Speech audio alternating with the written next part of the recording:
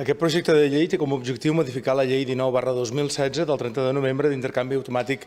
d'informació en matèria fiscal, la qual té per objecte implementar a Andorra l'estàndard comú de l'OCDE d'informació sobre comptes financers amb el propòsit de millorar el compliment fiscal internacional i que va entrar en vigor l'1 de gener de l'any 2017.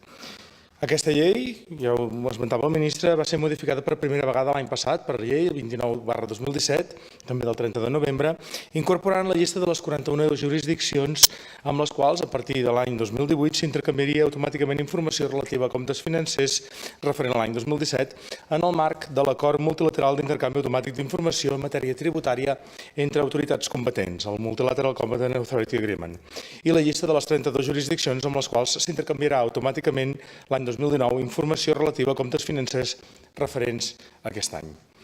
El projecte de modificació de la llei que ara es presenta incorpora certs ajustos a la llei inicial que en general són de caràcter merament tècnic o també per adaptar-la a l'estàndard comú de l'OCDE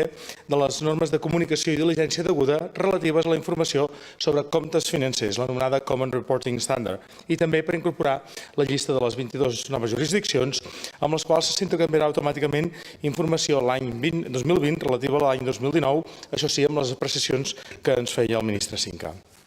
Atès, doncs, que el que fa aquest projecte de llei és, d'una banda, introduir una sèrie de modificacions de caràcter tècnic i, en alguns casos, merament formals en el redactat de la llei originària i, per altra banda, presentar la relació de jurisdiccions amb les quals es començarà a fer intercanvi automàtic l'any 2020 amb informació de l'any 2019, el grup parlamentari liberal donarà suport a aquest projecte de llei. Gràcies, senyor síndic.